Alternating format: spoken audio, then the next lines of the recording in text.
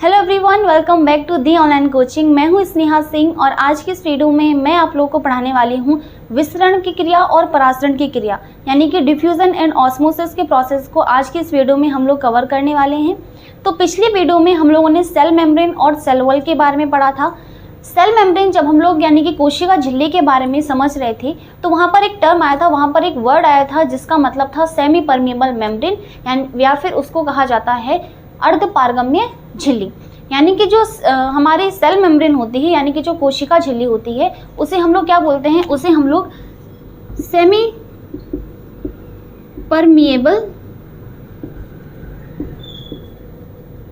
Membrane यानी कि अर्धपारगम्य झिल्ली, कोशिका झिल्ली को इस नाम से भी पुकारा जाता है। इसे अर्धपारगम्य झिल्ली या फिर सेमी परमिएबल मेम्ब्रेन कहने का क्या कारण है, तो हम लोगों ने कहा था कि जो कोशिका झिल्ली होती है यानी कि जो सेल मेम्ब्रेन होती है, जैसे हम लोग प्लाज्मा मेम्ब्रेन भी कहते हैं, वो कुछ ही कणों को क्या करती है, अपनी कोशिका से अंदर जाने देती है या फिर कोशिका से बाहर उसको जाने देगी। तो यानी कि हम कह सकते हैं कि सेमी परमिएबल मेम्ब्रेन कहने का ये कारण है कि जो कोशिका झिल्ली होती है वो अपने सतह से यानी कि अपने अंदर से कुछ छोटे छोटे कण जो होंगे, ठीक है, पदार्थ है, उन्हें ही अंदर विसरित होने देगी या फिर बड़े जो कण होंगे उन्हें विसरित नहीं होने देगी। बट यहाँ पर हमने कहा था कि सिर्फ सेमी परमिएबल मेम्ब्रेन कहने से ये बात पूरी नहीं होती। जो सेमी परमिएबल मेम्ब्रेन होती है उसे हम लोग चयनात्मक पारगम्य झिल्ली यानी कि सिलेक्टिवली परमिएबल मेम्ब्रेन भी बोलते हैं। सिलेक्टिवली परमिएबल मेम्ब्रेन भी कहते हैं यानी कि चयनात्मक पारगम्य झिल्ली। कोशिका झिल्ली को इस नाम से भी पुकारा जाता है और इस नाम से भी पुकारा जाता है।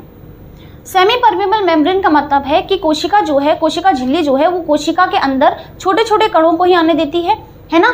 तो यानी कि ये तो साफ है कि कोशिका झिल्ली से छोटे कण जो होंगे पदार्थ के वो ही आ सकते हैं या फिर छोटे कण जो है पदार्थ के वो ही जा सकते हैं। बट यहाँ पर कहा गया कि कोशिका झिल्ली को सिर्फ सेमी परमिएबल मेम्ब्रेन नहीं बोलते हैं, इसे सिलेक्टिवली परमिएबल मेम्ब्रेन भी बोलते हैं।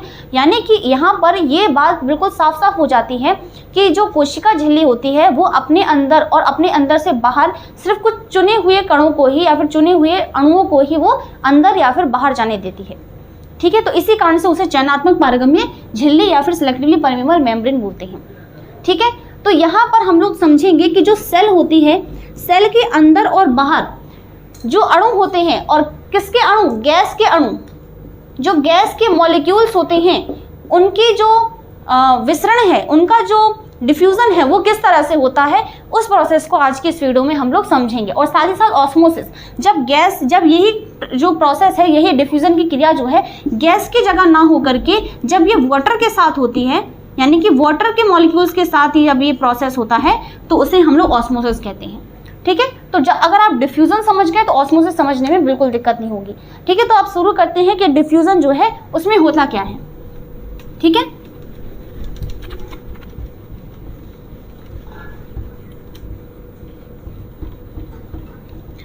तो हेडिंग डालते हैं डिफ्यूजन यानी कि विसरण।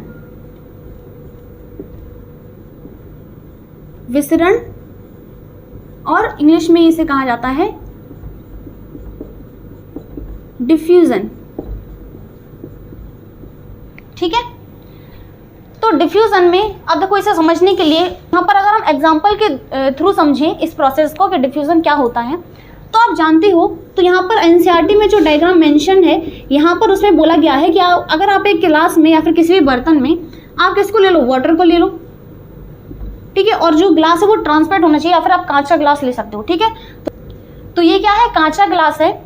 अगर हम इसमें एक इंक की बूंद डालते हैं यानी कि इंक है, जो इंक होती है जैसे हम लोग इस मार्कर में, जैसे मार्कर में है, पेन वगैरह में जो इंक डालते हैं, कोई भी कलर की हो सकती है, ब्लू से लिखा है तो ब्लू कलर की इंक है मान लो, ठीक है। और वाटर तो जैसा कोई कलर ही नहीं होता। तो अगर हम किसी वाटर में एक बूंद इंक की डालते हैं, चाहे आप एक डाल दो, दो डाल दो, तो वो किसी एक स्पेसिफिक स्पॉट पर गिरेगी, किसी पॉइंट पर आकर गिरेगी, है ना। वाटर की किसी एक ही सरफेस पर गिरेगी। मान लीजिए ये बूंद जो है यहाँ पर गिरी, तो ये इंक जो है वो अब ये जानती है कि मेरा जहाँ पर मैं गिरी हुई हूँ, ठीक है, जहाँ बूंद इंक की गिरी है वहाँ पर उसकी मात्रा ज़्यादा है और उसके चारों तरफ के एरिया में उसकी मात्रा कम है। साफ साफ बात है कि पहले आपको क्या करना है, इस गिलास में जब आप इंक की बूंद डालोगे आपको उसको हिलाना नहीं है, उसको ऐसे रख देना है, ठीक है। तो अपने आप जो है वो बूंद जो है इंक जो है वो इंक की एक बूंद वो पूरे ही पानी में क्या करेगी, घुल जाएगी, है ना, पूरे ही पानी में मिल जाएगी, पूरे पानी में चारों तरफ फैल जाएगी और उस इंक जो ग्लास में जो पानी था उसका कलर कैसा हो जाएगा, ब्लू हो जाएगा। यानी कि हम जानते हैं कि जो पदार्थ होता है, यानी कि जो मैटर होता है पदार्थ का ये गुण होता है, मैटर की ये प्रॉपर्टी होती है कि वो अपने हाई कंसंट्रेशन से लो कंसंट्रेशन की ओर फ्लो करती है, यानी कि वो अपनी उच्च सांद्रता से निम्न सांद्रता की ओर क्या करती है, गमन करती है। यानी कि सांद्रता का मतलब क्या है, अब एक नया वर्ड आ गया यहाँ पर, सांद्रता। सांद्रता का सीधा सा मतलब है मात्रा, ठीक है। कोई भी पदार्थ, कोई भी अणु जो है वो अपनी जहाँ पर उसकी मात्रा ज़्यादा होगी वो वहाँ से कहाँ जाएगा, जहाँ पर उसकी मात्रा कम है, ठीक है। तो हम जानते हैं कि जब हमने इंक की एक बूंद जब पानी में डाली वहाँ पर क्या था, वहाँ पर उसकी मात्रा ज़्यादा थी, लेकिन धीरे धीरे जब उसका टाइम के साथ हम देखते हैं कि जब 5 मिनट बाद देखा हमने, 10 मिनट बाद देखा, तो वो जो इंक थी वो धीरे धीरे पानी में घुलना शुरू हुई और घुलना शुरू हुई तो पूरी तरीके से उस पानी में फैल गई। तो इससे ये पता चलता है जो मात्रा है वो कैसी ना हो जाए, समान ना हो जाए, ठीक है। तो समान मात्रा के लिए ही ये प्रोसेस होता है। तो जब हम यहाँ पर एक एग्जांपल यही है कि जब हम किसी ग्लास में या फिर किसी पानी के ग्लास में जब हम एक बूंद इंक की डालते हैं और उसे हम बिना हिलाए ऐसे स्वतः ही छोड़ देते हैं, तो जो इंक की बूंद है वो धीरे धीरे उस पानी में घुलना शुरू कर देती है और उस पानी के चारों तरफ उसे के सारे एरिया को घेर लेती है, ठीक है। और उस पानी का रंग कैसा हो जाता है, ब्लू। अगर इंक ब्लू होगी तो ब्लू हो जाएगा, किसी भी कलर की, जिस कलर की इंक होगी उस कलर का पानी भी हो जाएगा, ठीक है। तो यहाँ यानी कि यहाँ पर जिस प्रोसेस के बारे में मैंने बताया कि जो कण होते हैं, पदार्थ के जो कण होते हैं, पदार्थ के जो अणु होते हैं, उनकी प्रॉपर्टी क्या होती है कि वो अपने उच्च मात्रा से जो कम मात्रा होगी जहाँ पर, वहाँ पर जाना पसंद करता है, ठीक है।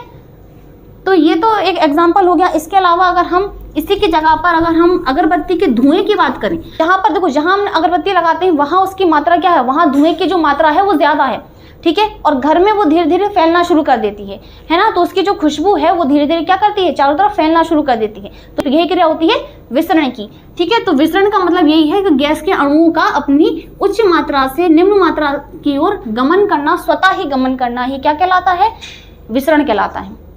तो ये जो क्रियाएं हम लोग समझ रहे हैं, ये क्रिया जब सेल के अंदर होती है ना तब हम विसरण की बात करते हैं, ठीक है। तो अब सेल के अंदर कैसे होती है, पहले तो हम यहाँ पर लिखते हैं डेफिनेशन, ठीक है, कि विसरण की डेफिनेशन यानी कि परिभाषा क्या है। अगर हम परिभाषा की बात करें तो परिभाषा यानी डेफिनेशन हम बोल सकते हैं डेफिनेशन में कि गैस के अणुओं का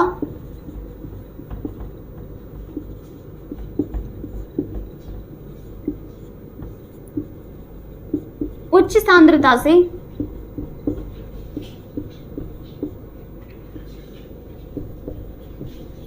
निम्न सांद्रता की ओर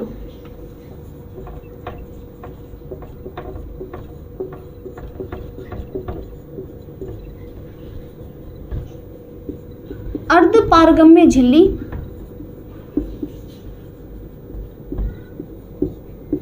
के द्वारा स्वतः यानी कि स्पॉन्टेनियस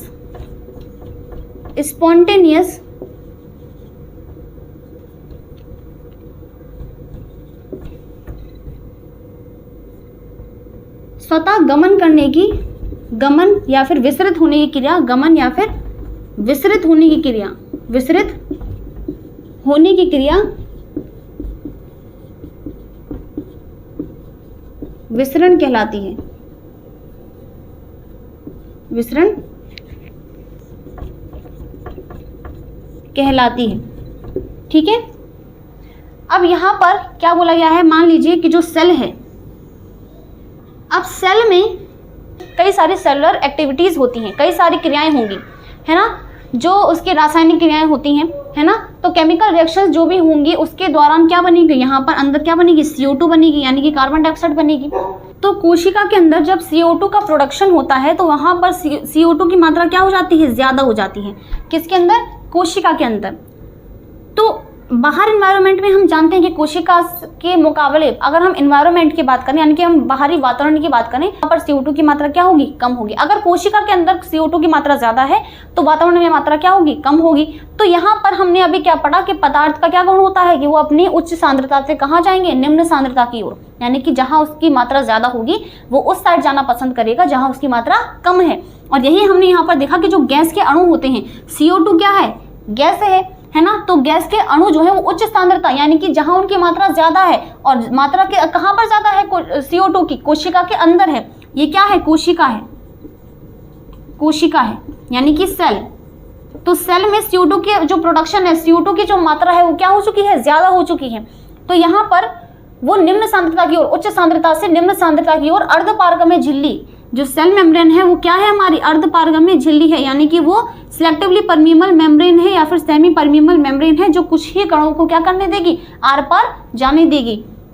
तो पारगम्य झिल्ली के द्वारा स्वतः स्पॉन्टेनियस गमन या फिर विसरित होने की क्रिया ही विसरण कहलाती है। अब हमें यहाँ पर कोई भी एनर्जी जो है, एनर्जी की रिक्वायरमेंट नहीं होती। ये जो प्रोसेस है विसरण या फिर परासरण का, ये दोनों ही प्रोसेस जो है वो स्पॉन्टेनियस होते हैं, यानी कि स्वतः अपने आप होंगी।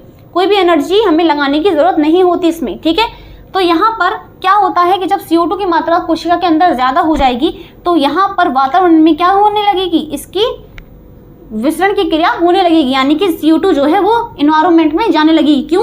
क्योंकि ये बाहर वातावरण है और वातावरण में जो CO2 है उसकी मात्रा कम है, तो CO2 कहाँ जाएगी? वातावरण में जाएगी। क्यों? क्योंकि सेल के अंदर उसकी मात्रा ज्यादा है और बाहरी वातावरण में उसकी मात्रा कम है, तो वो ज्यादा से कम की ओर जाने के लिए अंदर से, कोशिका के अंदर से बाहर जाएगी। किसके द्वारा? सेमी परमेबल मेम्ब्रेन या फिर अर्धपारगम्य झिल्ली। तो ये क्या है? इसको मैं बोल सकती हूँ सिलेक्टिवली परमेबल मेम्ब्रेन, यानी कि SPM शॉर्ट में लिख दिया है, ठीक है। तो ये होता है CO2 के साथ। अगर इसकी जगह हम O2 की बात करें तो हम बोल सकते हैं कि सेल के अंदर मान लो O2 जो है उसकी कमी है ना। O2 की मात्रा जो है वो कम है, उसकी सांद्रता कम है। तो अब क्या होगा? और बाहरी वातावरण की अगर हम बात करें तो वातावरण में जो O2 है उसकी मात्रा क्या है? ज्यादा है। तो अब प्रोसेस कैसा होगा? तो जो O2 की मात्रा अगर कोशिका के अंदर कम है तो कहाँ से कहाँ पर विसरण की क्रिया होगी? अगर कोशिका के अंदर O2 की मात्रा कम है और बाहरी वातावरण में O2 की मात्रा ज्यादा है, तो जो O2 है यानी कि जो ऑक्सीजन है वो कहाँ आएगा? वो बाहर से अंदर जाएगा, यानी कोशिका के अंदर जाएगा। तो O2 जो है वो कहाँ जाएगा? अंदर जाएगा, ठीक है। O2 जो है बाहरी वातावरण से अंदर जाएगा, कोशिका के अंदर जाएगा, ठीक है। तो यही होता है। CO2 क्या होगी? तो यहाँ पर अब हम इस चीज को लिख देते हैं, ठीक है। तो अब इस चीज को एक बार लिख देते हैं तो अच्छे तरीके से जो भी कॉन्सेप्ट है वो अच्छे से क्लियर हो जाएगा, ठीक है। तो हम यहाँ पर लिख सकते हैं, जब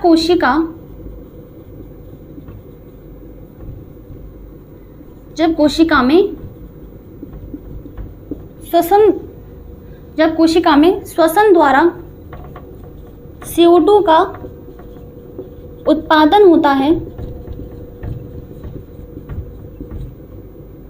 तो CO2 की मात्रा या फिर सांद्रता, CO2 की मात्रा, ठीक है। मात्रा या फिर सांद्रता दोनों का एक ही अर्थ है, ठीक है। मात्रा या फिर सांद्रता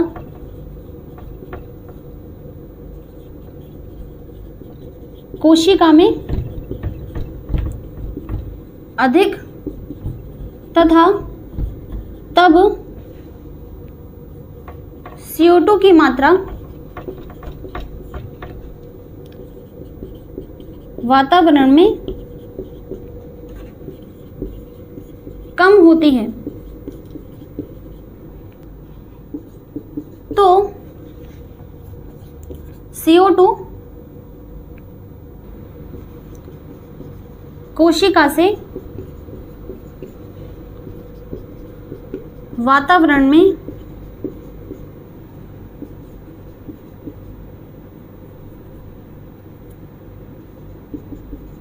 बाहर की ओर, कोशिका से वातावरण में विसरण की क्रिया करता है, ठीक है। और इसी तरीके से O2 के साथ भी होता है, ठीक है। इसी प्रकार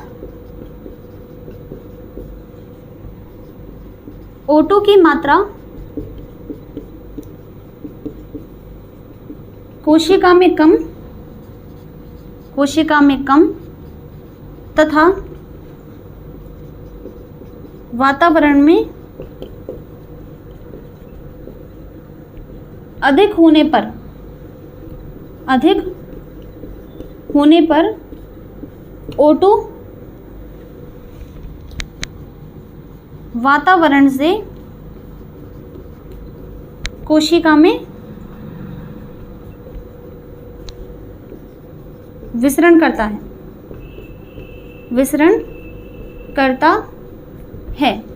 ठीक है, ये प्रोसेस होता है। ठीक है, तो इसी प्रोसेस को मैंने यहाँ पर लिख दिया है। ठीक है, अच्छी तरीके से आपको समझ में आ जाएगा कि जो भी प्रोसेस यहाँ पर मैंने लिखा है उसका मतलब क्या है। तो अब विसरण की क्रिया जो होती है, अगर हम उसकी बात करें कि यहाँ पर देखो, फिर से एक बार क्विक रिवीजन कर लेते हैं कि हम लोगों ने क्या क्या चीज़ें पढ़ी हैं विसरण के बारे में। तो विसरण यानी कि डिफ्यूजन में क्या होता है, यहाँ पर अगर हम सेल की बात करें, सेल के अंदर जो भी प्रोसेस हो रही है वो सेल के अंदर हो रही है।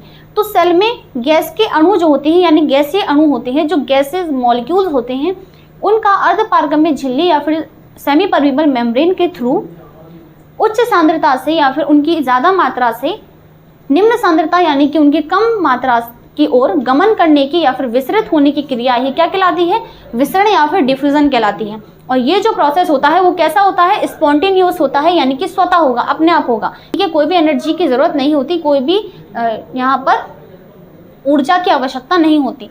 तो इसमें, इस क्रिया में हम बोल सकते हैं ऊर्जा की कोई आवश्यकता नहीं।